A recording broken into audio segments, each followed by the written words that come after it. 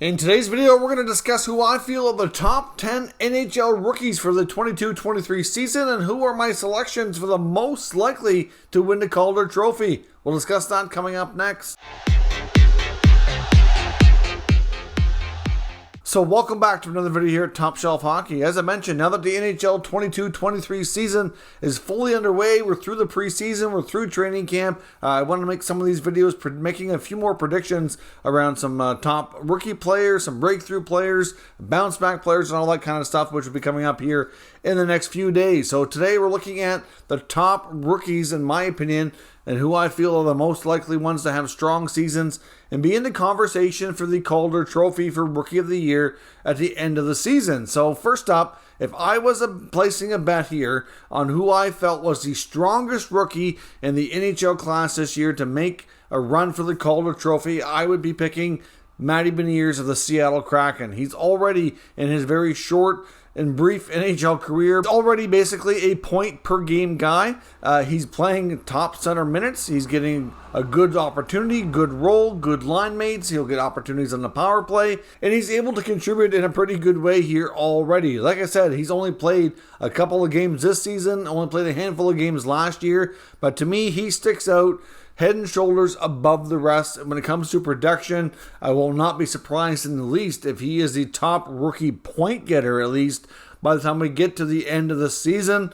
And he might even be fairly high in the NHL point standings, really, like not just in rookies and overall as well. But the Seattle Kraken certainly have themselves a really solid top line center in Matty Beniers. Now, the next guy I'm going to talk about, I think is going to be right there with him, be in the conversation as well, is Mason McTavish, the former number 3 pick of the Anaheim Ducks from a couple years back. He's obviously had lots of time to develop. He got a small taste of the NHL last year, did well, but then he went back, dominated the juniors, had a chance to play for the OHL championship, which is Team 1. Then he went on to win that and play for the Memorial Cup. Another great experience, came close to winning the Memorial Cup as well. Had a chance to go to the Olympics. He also had a chance to play for Canada again at the World Juniors in the summer. Like, he has done a lot of hockey in a lot of different teams in a lot of different places around the world, and he's really thrived and excelled at it. And I think he's going into the NHL season really extremely just primed and ready for a real breakout campaign to compete for Rookie of the Year. He's definitely going to play in a top 6, top 9 consistent role. I see him getting opportunities on special teams, getting a decent amount of minutes. He's certainly a huge part of the Anaheim Ducks' future, and for right now, I think Mason McTavish is bound to be one of the league's top rookies this season. Next up, I want to talk about Vegas Golden Knights goalie Logan Thompson. I think the Vegas Golden Knights are going to surprise some people this year and be in the conversation for playoffs and, might be doing better than a lot of people thought. And when Robin Leonard went down, it was going to be out all season. And then we've seen, obviously, Laurent Brossoit go down. There's a lot of question marks on who's going to be the goalie. Of course, Logan Thompson did get a small bit of games last year, and he did all right for what he saw last year. But the big question around Logan Thompson is, can he handle it as a number 1? Just because you're a good goaltender, you get a good result in a small amount of games. Can you handle the rigors of a full NHL season? Can you handle the rigors of playing, 50 to 60 NHL games? Something he's never done. A lot of people say he's unproven, which is true, but everybody's going to start somewhere. And I think Logan Thompson is a very capable goaltender. I like the defense core in front of him. I like the forward group for the most part in front of him as well. And I do think that Logan Thompson's going to rank up a fair bit of wins. Hard to say exactly what his goals against is going to be, but I do think, given the fact that he's in a starting netminder role, a lot of times rookie goaltenders can have real solid rookie campaigns. They don't always usually get into the conversation for the Calder Trophy because a lot of them are not starting netminders. They're usually backups. They don't get enough games in to really make a big impact on the overall decision with that trophy. And that's just the nature of how things go.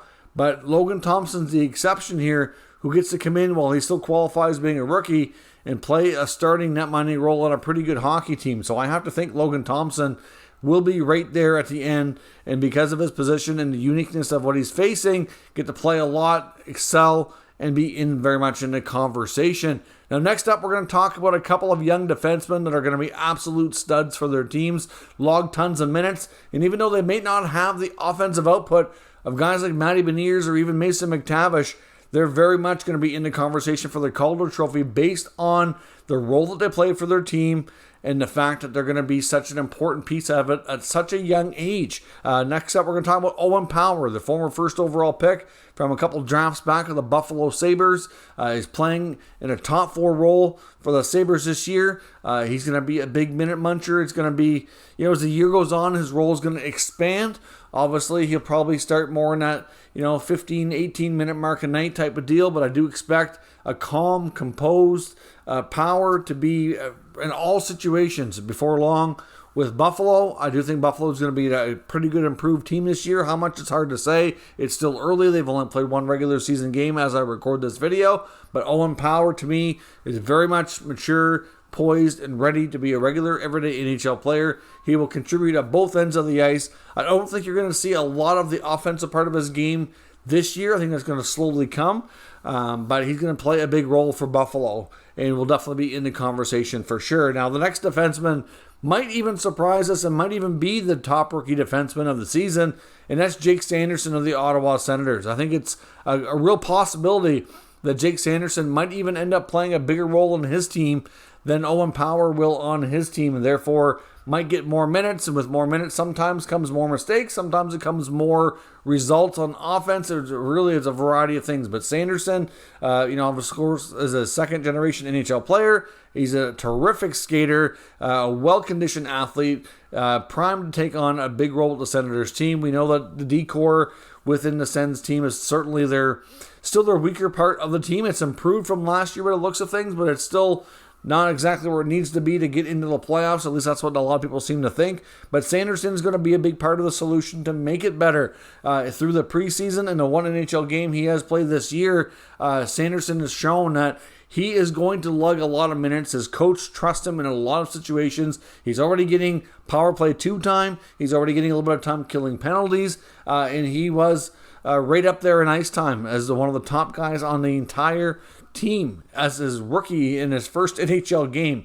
So that goes to show you how much they believe in him and how much trust he's already earned from his coach just going through training camp in the preseason. So Jake Sanderson is going to be, like Power, a pretty good offensive defenseman down the road. I don't think he's going to put up a ton of numbers that way this year. There will be some because of the amount of ice time he plays and getting the puck up to some pretty lethal group of top 6 forwards. So I expect there to be a decent amount of points, but it's not going to be anywhere near what you see out of McTavish or Beniers.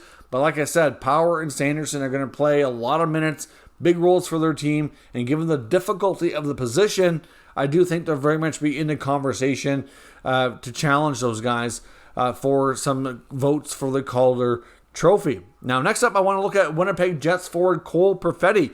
Cole Perfetti has a great chance to be in the conversation as well. Of course, he's likely going to be getting a pretty consistent, as long as it goes well, at least top 6 role. The Jets have not played their first NHL game for the season just yet. They do that later on this evening as I record this video on Friday, October the 14th. But Perfetti, he's projected right now to be a second-line player.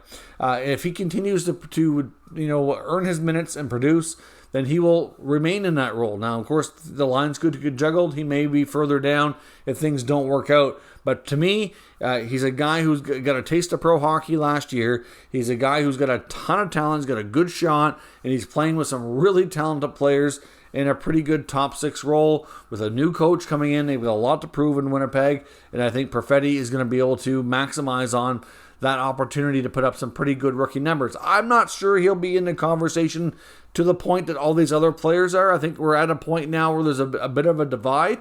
You get the top 2 forwards, in my opinion, are likely going to be Beniers and McTavish. Then you've got a top rookie goalie, a couple of stud defensemen, and then after that, we're kind of back into some other forwards, which will have good years. I just don't know that they're going to be enough to get up into that top 5 like these other guys will, but we'll see. I could very well be wrong. sometimes it can be really hard to tell how the progress is going to go for some of these young players. Now, next up, I want to talk about another Senators rookie, and that's Shane Pinto. Of course, Shane Pinto did get into a few games last year, but he's still rookie status. He's going to be getting third-line minutes, which is likely why he's further down this list.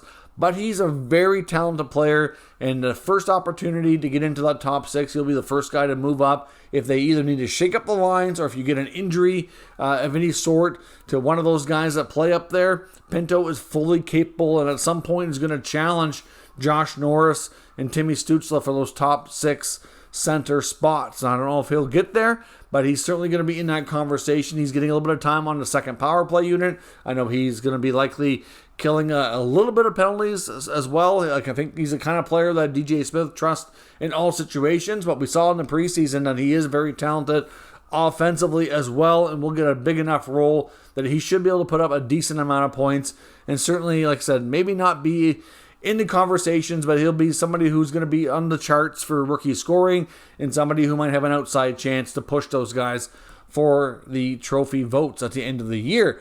Next up, I want to look at Columbus Blue Jackets forward Kent Johnson. Now, Johnson at this point is not quite completely clear if he's going to be a full everyday player, but certainly a very talented, offensively gifted kid who had an opportunity to do a lot of things here well since he's been drafted. He, like McTavish, played in the World Juniors, had a very big role.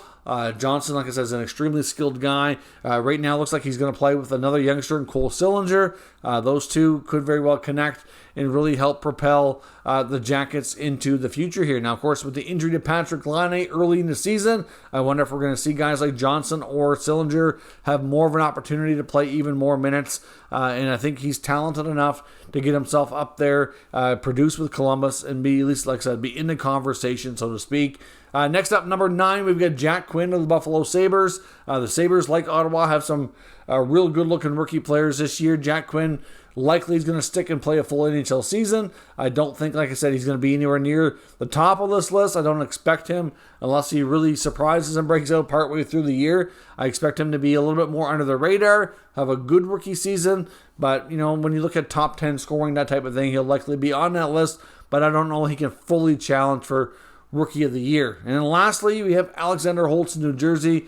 Scored his first NHL goal the other night. Holtz, to me, is a pure shooter. Should fit well with a lot of the other top 6 forwards that the Devils already have in their system there that are already established a little bit further. And to me, I think he'll be a good rookie this campaign. I'm not sure that he's going to be able to stick in that level for the Devils all year. That's going to be the challenge for him as he adapts to this pro North American game. Will he be able to stay in a top 6 role all year? That's difficult to say right now, but I do think it's possible, and I still think Holtz long-term will be a big part of their future, and this year should at least be, like I said, in the outside, looking in on the conversation for Rookie of the Year. Now, a few other players we're going to list here as honorable mentions, since I was doing this video as a top 10, but I do expect guys like Marco Rossi in Minnesota, Dylan Holloway in Edmonton. They have potential as well, given what their line situations are and their deployments are looking like, that they should be able to have good rookie seasons as well. I do expect them to likely stick for the full season, but we'll see how things go.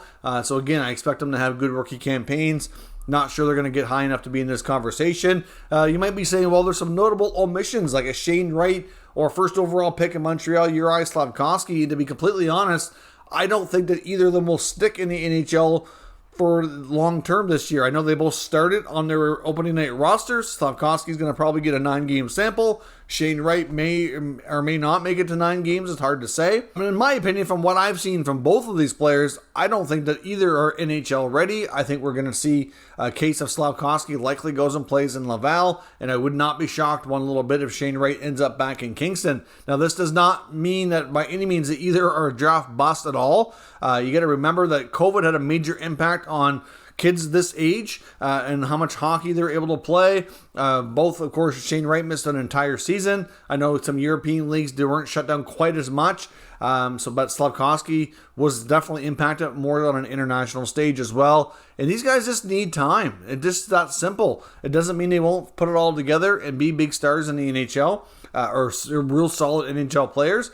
From what we've seen so far, I think it's fair to say they both have struggled. I'm not convinced they're ready. I think they're just going to get a small taste so they know what they have to work on. They get a good sample of what it's like. and then they'll take a step back, work on development for the year, and then we'll see them emerge next year, hopefully more prepared, stronger, and be in next year's crop of top NHL rookies. So let me know your thoughts on the top NHL rookies this year, who you feel will be in the conversation for the Calder Trophy. Any other rookies I haven't mentioned that you feel will have a good season that's worth mentioning as well, let us know down in the comments and we'll discuss further. If you're new to the channel, make sure you subscribe and stick around.